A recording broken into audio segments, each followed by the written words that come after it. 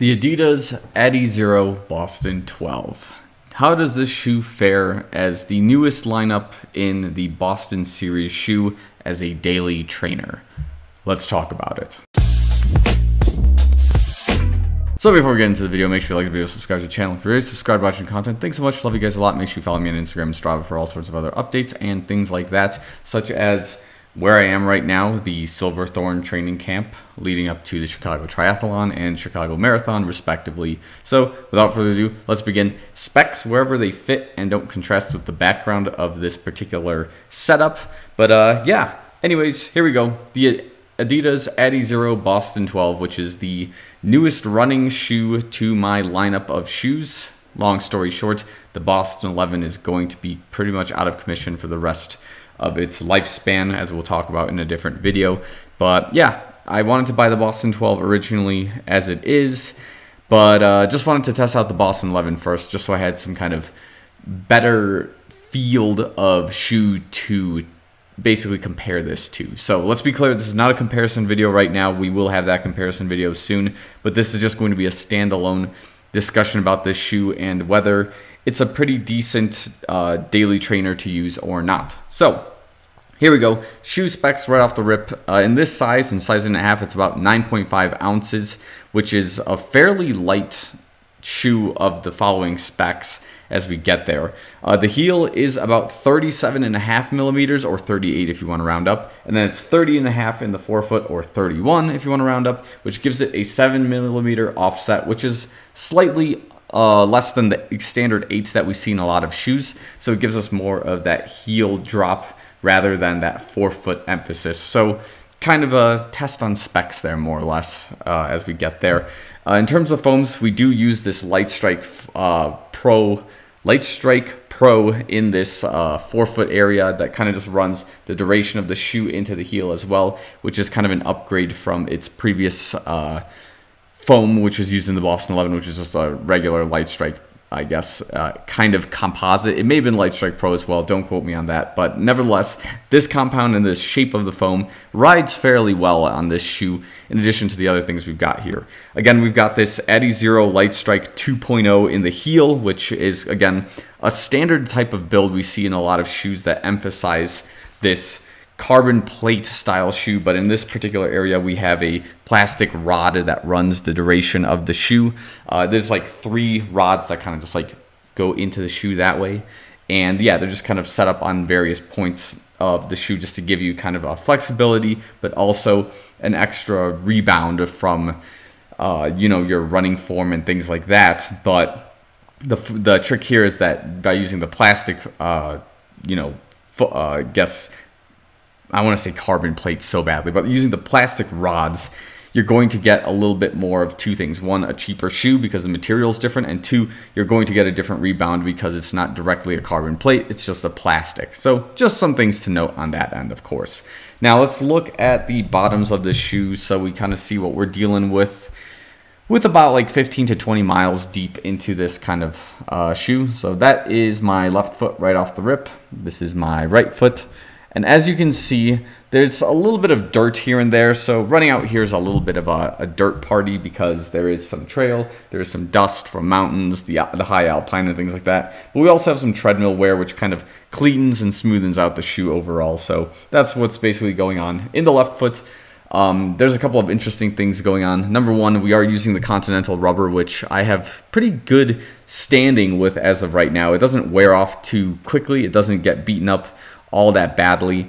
The pieces I am looking into in terms of my forefoot striking area is going to be this little cut in the shoe that's just kind of a design feature, I guess you can say.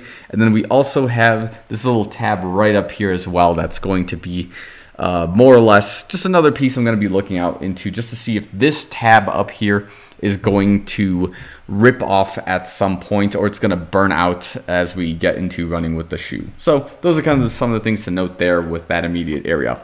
In the upper, we do have this thin mesh coat, which is really flexible, as you can see from the way I'm pushing into the shoe. It's just like, it doesn't have a lot of rigidity from the looks of it, but once you're tied into this shoe, I have like 1, maybe 2 things to consider. Number 1, It takes some time to get used to the lockdown of the shoe, so you do have to tie it a couple of times until you get the feel of it kind of nicely. And two, this tongue, which is gusseted, is made of a material that's not really sturdy. And as a result, you have to play around with the tongue as well just to get the fit correct. You can't just like slip into the shoe and go, because you are going to bunch up this tongue if you do so. So that's just something worth noting. And then of course you have to pull this tongue out all the way. Just make sure you see these holes at the bottom, which kind of, I guess, are breathing holes and maybe some measuring pieces as a result. And yeah, basically you just have to be careful not to slide into this thing and just lace it up and go, because you are not going to have a good fit with it, and you're going to have some heel looseness, and it's just not going to sit too well. But the ride of the shoe is good. Other than that, it does have a nice springy rebound kind of ride that I'm used to. But again, without comparing it too much to the Boston 11, it doesn't have that same streamlined lock that shoe has, but as a result, it may not experience the same type of consequences as a result. So when we get into that video, which I'll release probably next week from the time of this video, you'll see exactly what I mean.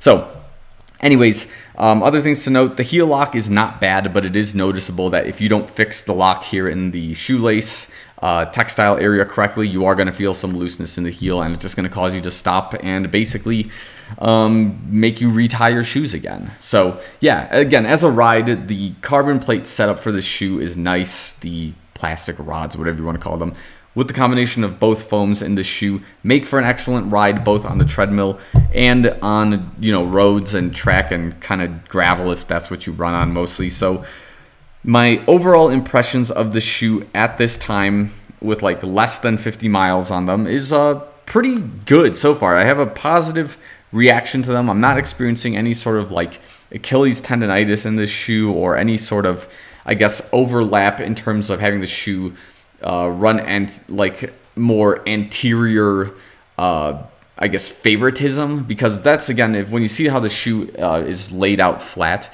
it's putting this emphasis on having you land on an anterior. So there's a lot of stability, I think, involved with the shoe that isn't addressed fairly often, that when you land, the shoe is offset to this like outer end. And that's probably what the Boston is trying to do, in addition to having this plastic rod set up in the shoe to begin with. So yeah, as of right now, I'm not experiencing any sort of weird ankle pain that I was experiencing in like 2021 at like post Chicago Marathon, where I had a shoe that was forcing me to go more anterior, and as a result, my ankle in this area ended up kind of getting worse, and I started experiencing you know, fibula stress fracture, stress reaction types of things. So for its price point, I don't hate the shoe. I think I bought this for like 150, 160 bucks.